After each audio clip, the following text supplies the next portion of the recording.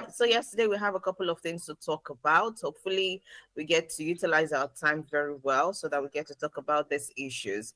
I mean, there are things that we need to talk about. So yes, the ladies will be joining us pretty much soon. Oh, Susan is here already with us. Good morning, Susan. How are you today? Thank God it's Friday. Oh, yes. Thank God it's Friday. Good morning, Rose. Good morning, Helen's family. And yes, the weekend. I don't know. Maybe because you wake up on Saturdays and you are not in a rush to quickly prepare for Helen's or for a meeting or for something.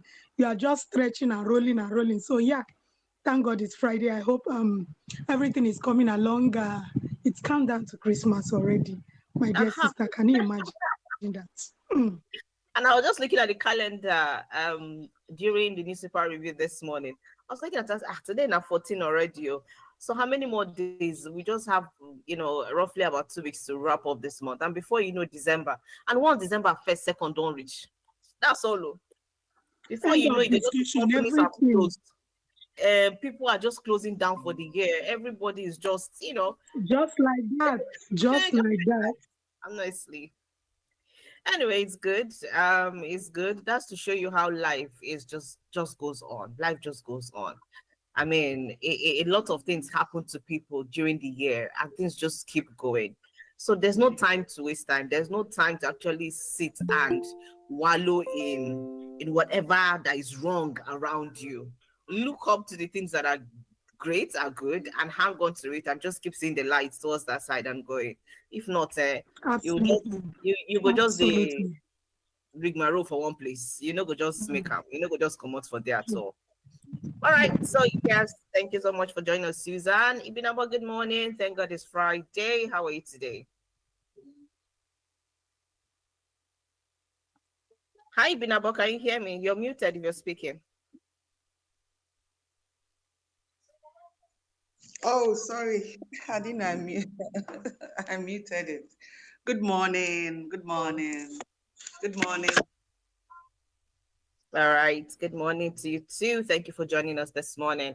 Okay, so yes, let's head on to some of the issues that we have to talk about today. Our phone lines will be open shortly, so we get to hear from you too. So this particular person one that I think it's also trending, it's about this ban. Federal government bans teaching in indigenous languages, declares English only policy in Nigerian schools. And thank God Ibenabo has joined us today. So she'll probably give us a more understanding of this, and even Susan too, with her experience and background in education. Now, the federal government has abolished the use of indigenous languages as a medium of instruction in Nigerian schools, making English the sole language of teaching from early childhood to tertiary levels. Minister of Education, Dr. Tunji Alaus, announced a new directive on Wednesday at the Language in Education International Conference organized by the British Council in Abuja. Dr. Lassa explained that while preserving Nigeria's local languages remain important for cultural identity, English offers a more effective and globally competitive medium for learning. The English language should be used to teach our students at all levels as a means of instruction, he said. Over the years, the use of mother tongues in schools has contributed to poor performance in national examinations. The national policy on language has therefore been cancelled. Okay, so now when we want to look at this here, we could look at it from different angles, but I shall know that when I was doing my youth service, the school they took me to in Ogun State, in one inside Songo, in Ifo local government. I forgot what's the name of the place. I've forgotten the place. So this was back in 2012, I think. A bit 2011, 2012 when I did my youth service. And when I was teaching in that school, the owner of the school was a Calabar man, but where the school was situated, it almost made it impossible for him to communicate with the students and even the parents that were there. So for me now, the English self, I had to find a way to be breaking it down for them to even understand what I was saying. So that was where when we ask some of them, what do you want to be when you grow up? When do you want to be when I grow up? And you hear some people say, oh, Some of them will say, I want to take care of goats when I grow up. I want to do this. So, but that's the English, that's the language barrier. And because that has been happening a lot. Now you go to some schools, is you hear, a lot of the students speaking Yoruba. You don't even hear English. You go to the north, and the teachers and the students are explaining what is in a textbook in Hausa. You go to the east, and you find the same thing happening. So you find out that schools in rural communities, even the ones that are even placed in urban communities. I live in Mowe here, but be rest assured that the government secondary school that is here, you'll probably be hearing 70% of Yoruba going on. And so also other places, other towns that we call rural places. But at the end of the day, what's happening there, it's quite worrisome. So is this the way to actually kill that? Because we want, and yeah, when you look at WAEC and NECO, when they come to write exams, some of them cannot even communicate well, because the English is not actually there. Abi, is it the ones that from primary school, all they know is to be speaking the indigenous language in where they are, and they can't even, talk English. So English is just like any other subject to them. It's not a means of communication for them. It's like, let us, the way we're looking at French, let us just learn French. And that's how it is. So let's start with you, Susan, because I know you've been about have a lot. So let's start with you, Susan, on this. What do you think about this policy in Nigerian schools? Will it help, or do you think that is going to kill the indigenous language? Because we're even trying to manage our languages to see that it goes from generation to generation. Right now, I can't even speak my language in full. If I speak it, my parents laugh. So my own children, what will happen? Who now gets to teach them? So that's another area to look at it. Okay, so but let's hear from you, Susan. What's your thoughts on this? And then we get to hear from Ibinabotu. Okay, so maybe you should start with Tribula, but I just want to move, a bit Okay. because that is my Oga sitting right before me. So let Mm, the Oga start this conversation. Let me Omoshe, let me follow okay. behind Eshe. All right. So while you try to get settled, Susan, Ibinabo, let's go ahead with you. Okay. You see, there are times that situations and circumstances would force you to want to adhere to some things, not because it is very comfortable or convenient, but because that is where you have found yourself. You see, we live in a country where we have over 250 local languages, and it's going to be difficult to strictly adhere to teaching our children in their various schools at all levels, from maybe nursery, primary, secondary level. It's going to be difficult to teach them in our local languages. It is going to be very difficult because, in the course of this journey of ours, I've had to, I've been in different places where we had conferences, programs, and all of that. And we have come to realize that there are some students, they are very, they are very brilliant, but because they were mostly taught in their local languages, it became difficult for them, especially in subjects like English and mathematics. And you know that if you want to, for you to gain admission into the university, if you want to further education beyond secondary school education, one of the very compulsory subject that you must have at least a credit is English, and the other one is mathematics. So, if now imagine a child who grew up in a school where mostly probably in the primary school, they were mostly taught in their local languages and all of that. How does this child cope in a secondary school, let alone in the university? So, in as much as I understand that, you see, there are challenges and threats to our local languages,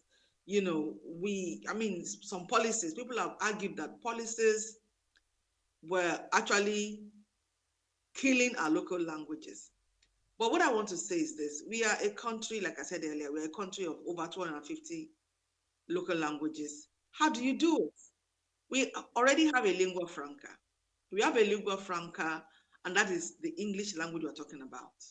So the bottom line here is for parents to make sure that you, right? I mean, you are the first teachers your children know.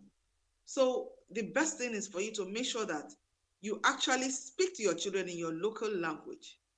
Teach them right from when they were little, so that by the time they are older, they can speak this language. They understand the language. They understand the culture and the tradition. It is the responsibility, the primary responsibility of the parents, because we live in a country where, I mean, look at me. I'm from Rivers State. I was born in Lagos. I speak Yoruba. In fact, in some cases, my Yoruba is even better than some Yoruba daughters and sons. I understand their culture, even in some cases, better than some Yoruba sons and daughters. I was born and bred here. But my parents took it upon themselves to teach us our local language, even while we were born in Lagos. As I am, if I come across a person from River State, more so from my hometown, Calabari, my people who speak my local language, I can communicate fluently with them. I know I'm not going to be 100%, but please, I speak even better than some children who are born in Port Harcourt. So you see, it is the responsibility of parents, because I mean we are in a country that this is where we are. We're not in India where they mostly have a common local language. We don't have a common local language. You only have a common local language in regions.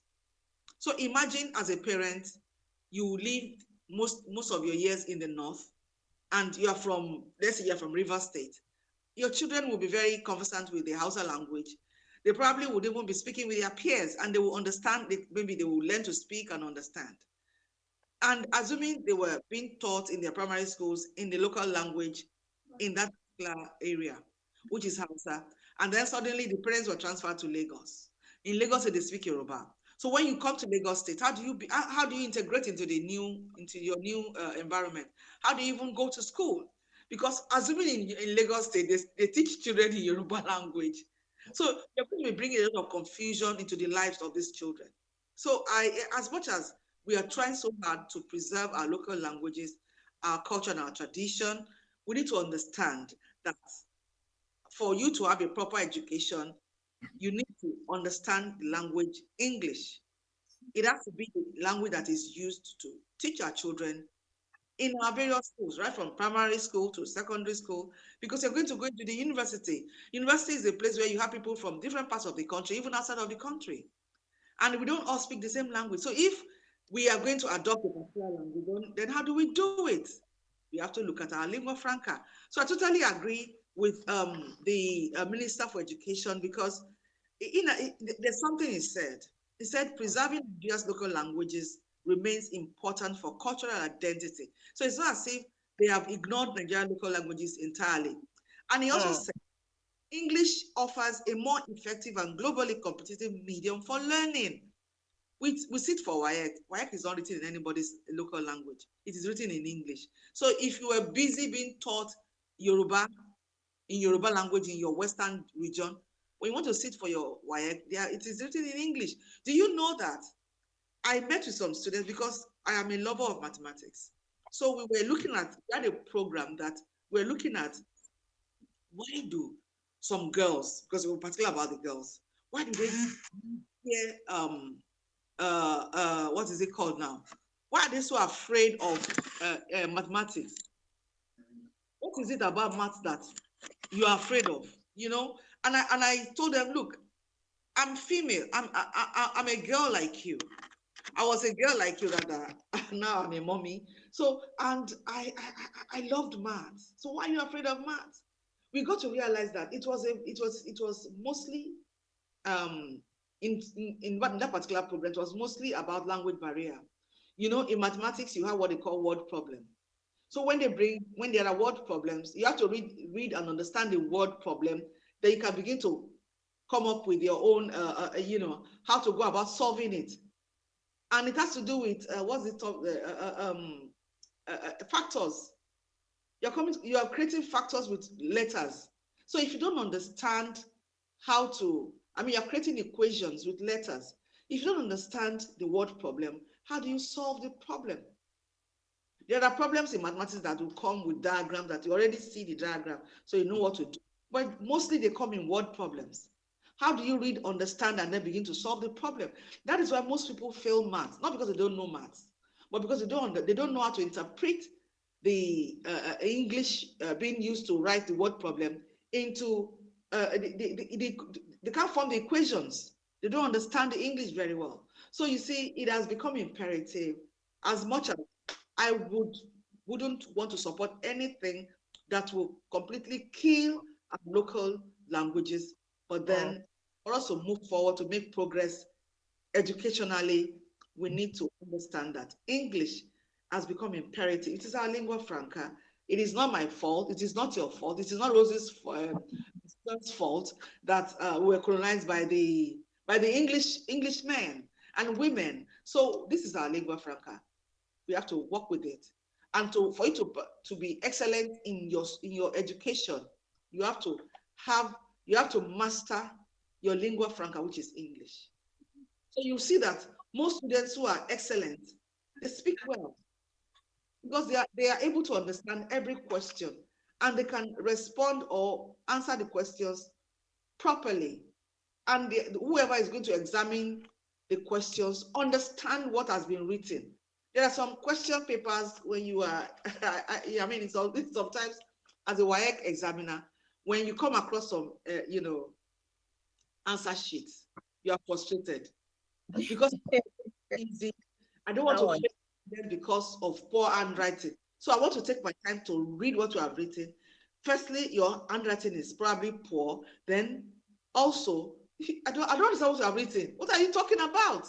You understand? But if this child has been properly taught in English, he or she would understand and know how to write. So even if your handwriting is poor, a very patient examiner will take his or her time to read what you have written and then give you the marks you deserve.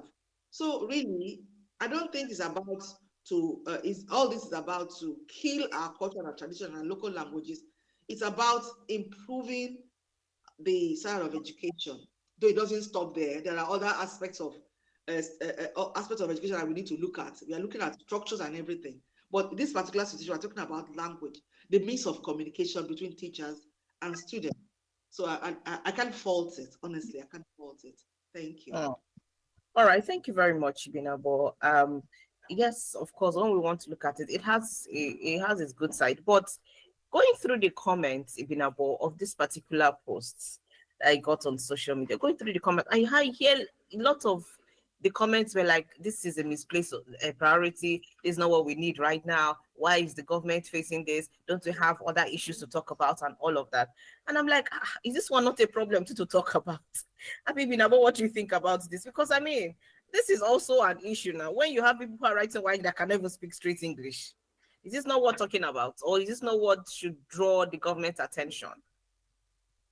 Are you asking me or you are asking Susan? Is you, you before we head on to Susan?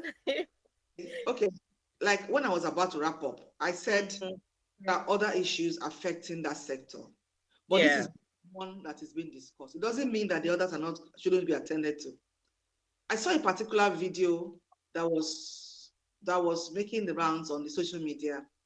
In that particular video, a man went to a particular, it was in the northern region actually, and he took a video of a particular school.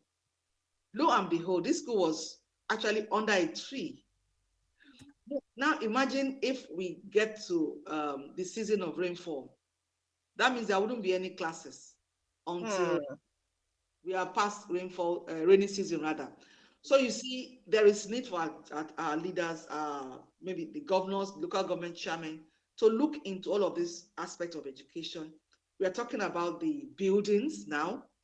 We're talking about even the teachers. You know, it would be a very good advantage for any student to be under a teacher like Susan. Susan is vast. She's very intelligent. She's very brilliant. So imagine Susan being your child's teacher. You are rest assured that my child will be well taught. But you listen to some teachers, even in the course of argument or maybe in the course of conversation, you begin to ask yourself, if this teacher is reasoning like this, what does he even have to impact the children with as a teacher? So we need to look at the teachers as well. What I mean, there are some teachers that they need to be retrained and retrained, intermittently. And then we're looking at, I've talked about the structures, the classrooms and everything. We're looking at the curriculum. We are still using that old curriculum that has become so obsolete. We need to look into it. We need to incorporate some, subjects, or we need to collapse some subjects into one to serve better than these subjects appearing to be single subjects. And then we need to bring in what we have thrown away, like history, because we're talking about languages. We're talking about why English and not our local languages. History is a subject that is very compulsory. As far as I'm concerned, history, geography, further maths, they are very, very compulsory subjects across all whether you're in primary school, secondary, it is compulsory. Because with history, you get to know a lot about your country, about your own native, your culture, your tradition. All right. When you talk about geography, you have an understanding of what goes on in your environment, even when it is so sunny. Like yesterday, a little girl asked me, I was somewhere, she said, "Ma, it is rainy, it is sunny, and it is drizzling." In my mind, I said, when we were little, they said, if you have such a weather, that means the lion is giving birth somewhere. So I had to explain to that child, what was on with the weather. So there is need for this. Thank you. All right. Thank you so much, Ibinabo, for your thoughts on this. All right. This is your Women Radio WFM 91.7. When we get back, we'll definitely get to hear from Susan on this and, hopefully move on to something else that is trending. All right. So this is your Women Radio WFM 91.7, and this is the program Highlands. This is WFM 91.7. Something big is coming with Better Play. Get ready to turn 500 Naira into a 200,000 Naira daily jackpot. Yes, you heard me right. 200,000 Naira every single day. The more tickets you grab, the higher your chances of winning. Stay tuned, because this is the game changer you've been waiting for. Coming to you on Women Radio 91.7 FM. Are you ready to play and win big? See, everybody with him own wahala. Every day comes with its own version of challenges, and you have to be ready to face them, because only then can you move on to the next. That's why I never miss my breakfast. Scratch that! My peak breakfast, with the nutrients and energy I need to face each day, one challenge at a time. Every day is a good day to power on with a peak breakfast. Have you had your peak? Reach for your peak.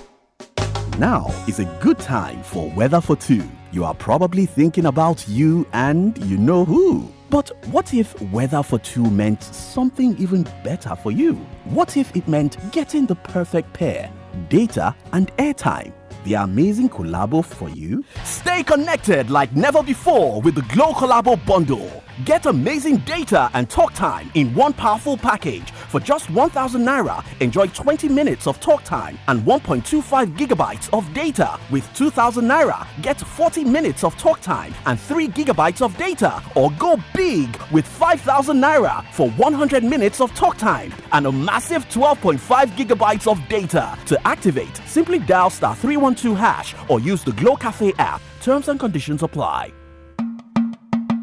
Jíjẹ́ ọmọ ẹgbẹ́ Women Radio á fún ẹ ní àǹfààní láti darapọ̀ mọ́ àwọn obìnrin bíi tiẹ̀, yálà akẹ́kọ̀ọ́, oníṣòwò, oníṣẹ́ àdáni, òṣìṣẹ́ fẹ̀yìntì, ìyàwó ilé tàbí àgbẹ̀ ní gbogbo ìjọba ìpínlẹ̀ 36 ní Nàìjíríà.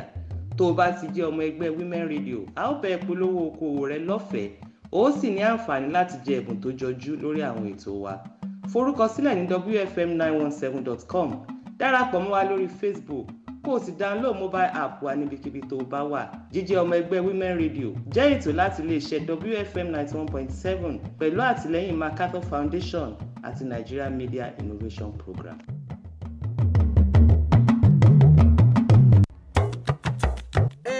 èèyàn mi nǹkan láti dé o ó sì ń rọ òjò náírà. Better play better chance. ẹgbẹ̀rún lọ́nà igba náírà lè wọlé fún ọ bí o bá lè gbìyànjú o. Better play better chance. ní ìgbà mẹ́ta lójoojúmọ́ àlá rẹ lè wá sí ìmúṣẹ. bẹ́ẹ̀ ni o pẹ̀lú 500 naira péré o lè jẹ owó tó tó ẹgbẹ̀rún lọ́nà igba náírà lójoojúmọ́. darapọ̀ mọ́ better play kí o sì gbọ́ orúkọ rẹ ní orí rédíò ní aago 10 òwúrọ̀ aago 2 ọ̀sán àti aago 6 ìrọ̀lẹ́. Better play má ṣe gbọ́ ara rẹ ra tíkẹ́ẹ̀tì rẹ báyìí. ra tíkẹ́ẹ̀tì rẹ ní www.betterplay.ng tàbí kí o tẹ *347*154#. o ní àǹfààní láti ra tíkẹ́ẹ̀tì 20 bí o bá ṣe ra tíkẹ́ẹ̀tì tó ní owó tí o jẹ yóò ṣe pọ̀ tó. bí o bá fẹ́ mọ bí ó ṣe ń lọ tẹ̀lé wa lórí Facebook @betterplay àti Instagram @betterplayng. àkókò ti tó fún ọ láti jẹ owó yìí. Better play better chance. o lè jẹ́ olówó tuntun lónìí. ìyíkòtò yìí wà fún àwọn tí ọjọ́ orí wọn bẹ̀rẹ̀ láti ọdún méjìdínlógún lọ sókè kí o sì fi èrò sí. When I wake up in the morning, I need something to help me start my day. Start my day. Pick 4, 5, 6 has DHA. It helps my brain to grow. It helps me to be smart. Oh, my own milk, oh, Pick 4, 5, 6, yeah. My own milk, oh, Pick 4, 5, 6, yeah. My own milk, oh, Pick 4, 5, 6, yeah. My own milk, oh, Pick 4, 5, 6, yeah. Are you a business owner, freelancer, or salary earner in Lagos State? Taxes are not just bills to pay. Taxes are investments to develop your Lagos and your future. Women Radio, WFM 91.7, in partnership with Lagos Internal Revenue Service, LIRS, bring you Tax Radio every Wednesday at 5 p.m. and every Friday at 6:05 p.m. with tax experts on your tax rights and tax obligations in Lagos. Tax Radio with LIRS on Women Radio, WFM 91.7, Wednesdays at 5 p.m. and Fridays at 6:05 p.m. Empower yourself with your tax rights and obligations in Lagos. Smart Minds with Kiki, where learning brings fun every Saturday. Tune in and learn a bunch. Hey kiddies, guess what? Smart Mind is here and it's a fun-filled show for kids like you and I. Let's go! Let's go! Join Kiki on Smart Mind every Saturday at 9:30 a.m. on Women Radio 91.7 for a fun time. You get to participate in brainy quizzes and learn about new books with lots of laughter. Let's connect and learn new things together. We will learn and grow together on Smart Mind. Follow me on Instagram at Smart Mind with Kiki for updates and amazing content. Smart Mind every Saturday 9:30 a.m. with Kiki on Women Radio 91.7. Where kiddies get a weekly dose of fun time on your Women Radio 91.7. Don't miss it.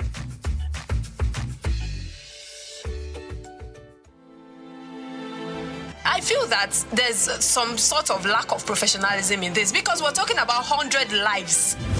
Government has to also put in place a structure to make it look like what they have in mind. How do we stop crime in the society?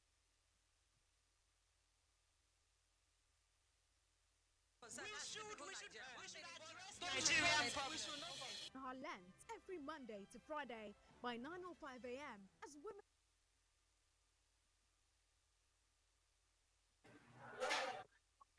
All right, this is your Women Radio WFM 91.7, and this is still the program Talent right here on Nigeria's first radio station for women and their families.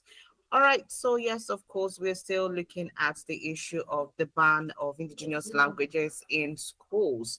All right, and Ibn Abba has given us her thoughts on this. So let's quickly head on to some. But before then, you can dial the number 07000 917 917. You can also dial the number 09155 917 917. Our toll-free number is 0800 1235 917. And of course, send in WhatsApp messages to 0703 1756537. And or use 08155 917 917. Let's not forget we're also live on YouTube, so please do well to go ahead drop your comments, watch, and of course, get to share the video too. All right, so Susan, let's get to hear from you on this before we head on to other issues. Okay, so Ibinabo has said a whole lot. That's why I said she's my mother. But I want to take it off from the responses, we have under that very post. You see, the problem with Nigeria is we trivialize issues. Are we saying that the crop of students, graduates that we are churning out, that they are the best crop we can get when you are speaking to someone and the person cannot even articulate? Even as someone who had finished secondary school, I could still articulate, not to talk of going to the higher institution. And so I think this is one of the challenges we have. The fact that I know it's not common everywhere. And like Ibinabo rightly said, what kind of teachers are taking these students? I am Igbo, I speak Hausa, I speak Yoruba. But you will not get me in the classroom teaching my subject and speaking in dialect. No, the generally acceptable language is English. So I like the fact that the Minister for Education is reiterating that fact. And this happens in some of the rural areas and remote areas, in all honesty. Because of course, while I was teaching, I wasn't, if it's not a Yoruba class, if it is not a Yoruba class, I don't see where people are speaking. Yes, students sometimes communicate among themselves, but it is not proper for a professional teacher to be taking a subject and taking it in local dialects. Our textbooks are not in local dialects. So, I mean, why should I be teaching in local dialects? And so this is also strengthening that aspect, because at the end of the day, these same students are going to write the same GCE, the same whatever that every other person is writing. And so we also we don't need to say this is not an issue. It is an issue where you meet a student and they cannot say something coherent. They can't, I mean, why? So every problem is a problem and needs to be addressed. But while we also address this, it's also important that we also address the areas that Ibinabo pointed out. Training and retraining of teachers, it can never be too much because you don't give what you don't have. And so the teachers, I know that in some states, like Lagos State, where I'm coming from, there's a level, if you do not have a BSc in education, you can teach in a secondary school. And if you don't have an NCE, you can't teach in a primary school. That's the standard. And so even with that, these people need continuous training and retraining, because change is the only constant thing in life. And we don't have to dwell on the old syllabus.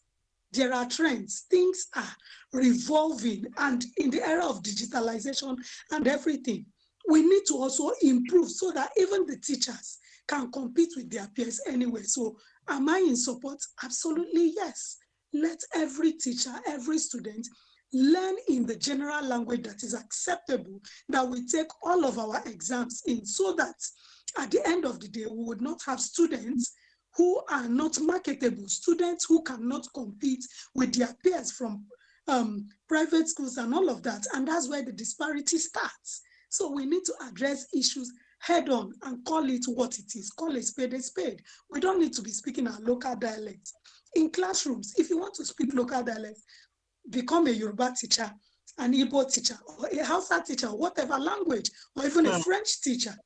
But at the end of the day, even the French teacher, when she leaves her class, she speaks in English.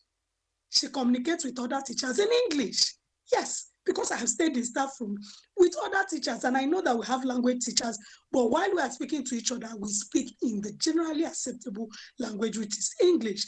And so it is pertinent that our students follow suit. Thank you.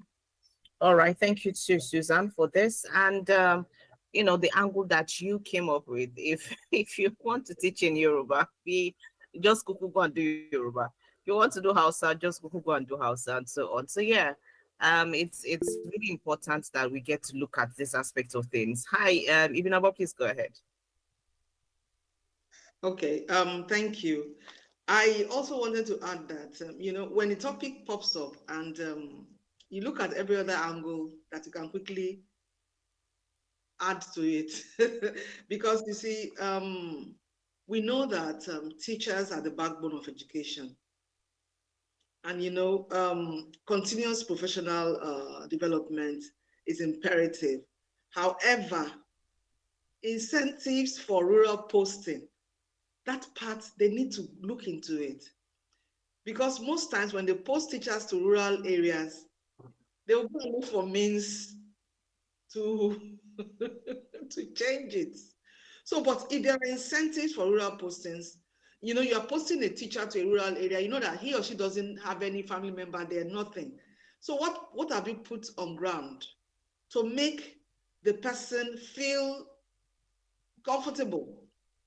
Accommodation, means of movement and everything. Because there was a program I attended, and then some teachers who had been posted to some areas were complaining that they were posted to areas where the schools were supposed to teach were very far from where they got accommodation.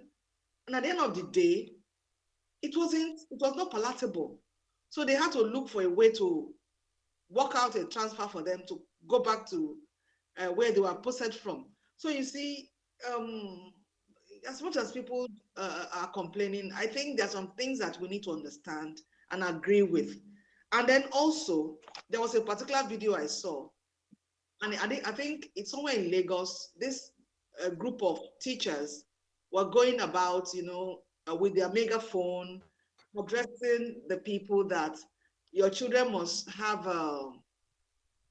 computer literate, because the next WAEC is going to be, you're going to be, it's not going to be like the handwritten one.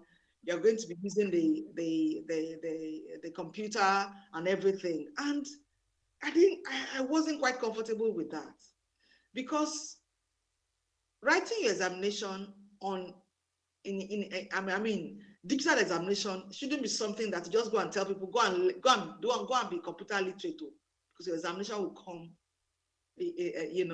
not as your paper and biro, but you're going to be writing your examination on your computers. They have to have computers in schools. You have to, put a system in place that these children will have these computers in school, so that they are already very conversant with it. They sit for the examination with these computers. They do everything on these computers. So by the time they are sitting for their WAEC using these computers, it's going to be easy for them, because sometimes when you are so nervous because of something you've never used before, it even affects the way you answer your questions and how much you can even do before the time elapses. So it is a lot. It is a lot. It's a lot. I think we should talk about this a lot more often, because, like, talking about critical thinking, talking about what is it called now? Civic education, like I said earlier, moral education, because if you look at it, ethics and social responsibilities, even in the area of leadership, what do we teach the children? How do we emphasize on the qualities of good leadership, the qualities that a good leader should have? So there are so many things, but at least we're talking about the means of communication. At least if you're going to teach the children whatever you're going to teach them, you need a means to communicate with them. So we have talked about English, but they should put a system in place also to reward effective teaching. There are some teachers that are good, but who is encouraging them? Then people that are not very good, who is looking at the underperformance of such teachers? So we have a lot. We have a whole lot. Thank you. All right, thank you very much, Ibinabo, for adding that there. We have a message here, and this is from Prince. Prince said that you said it was organized by British Council, right? Now, who does this thing? Britain want to remain the Controller General of their named country, Nigeria. Could this be the reason why WAEC wants my bushy villages in the north to write exams with computers? Should I actually, does this set of politicians and their appointees really know what is called priority? China teach maths in Chinese, and they have the most developed technology in the world. Russia, Japan, India, etc. Without English inscriptions of their product. What are we driving at? I conclude to say that this country remain a clan of confused people with no direction on the maps of execution. Adopt Pidgin as a national language if we cannot adopt Igala or any other language as their own. So you mean if the child is taught on the native language with the total package of writing same exam in native languages, they won't be able to write better. Are the Chinese children writing their exams in English, American or British, or their native languages? Germany, Korea, Israel, France, and so on. So juxtaposing this with all of what you are saying, because yeah, other countries, when you look at it, they actually write it, in their own will I say central language, because Swahili would write in Swahili, but probably trying to learn English now. Korea will do what they're doing. Japan will also do what they're doing. So English is not their main language. But for us here, who get to use English as main language, do we now want to remove that aspect of it? And to look at it, we don't even have a central language. Everybody is doing his or her own. But let's quickly hear your thoughts on this, Ibinabo, and then we have Susan's final thoughts. Let's have your final thoughts on, especially on this message. Okay, thank you, Rose. You see, the problem we have in Nigeria is we refuse to face our reality. Like I said earlier, we have over 250 local languages. And if you insist on teaching every child in their local language, we will not make any progress or move forward in that sector, in the education sector. Because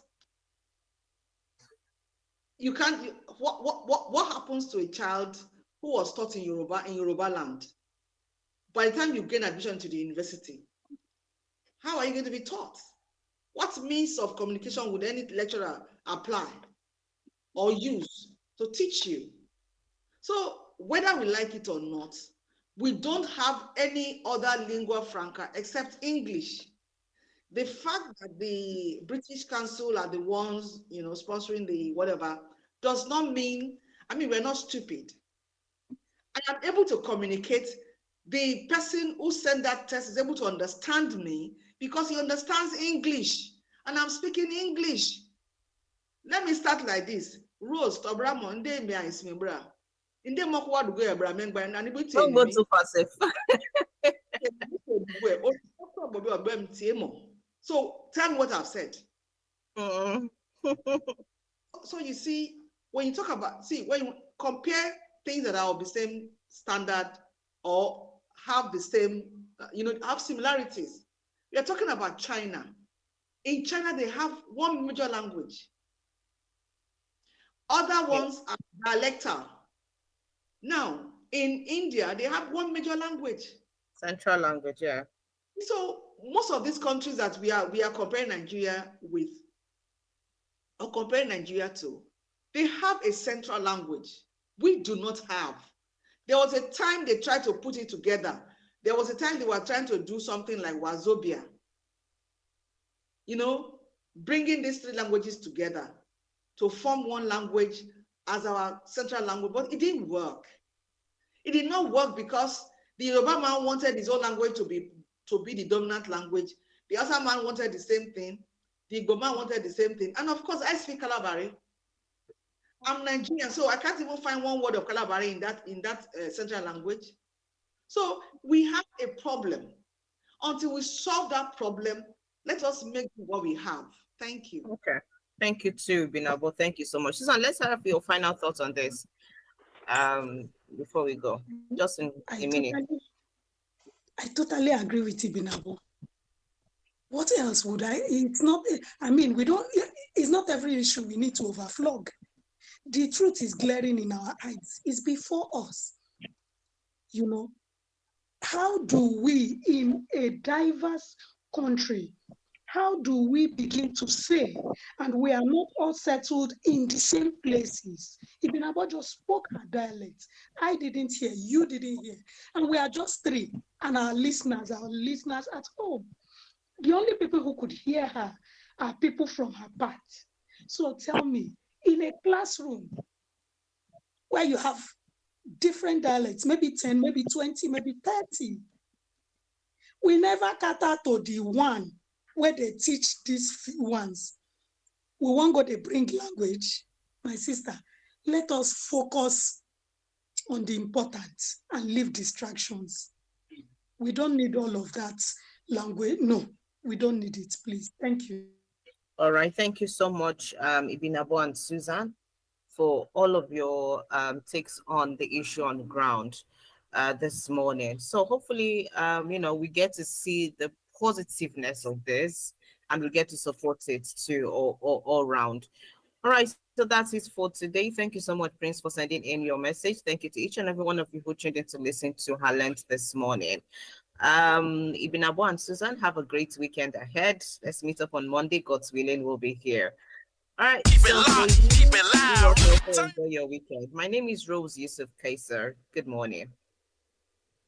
We go live. To sponsor this program, call the number 0816 480 7613. Something big has landed and it's raining Naira. Better play, better chance.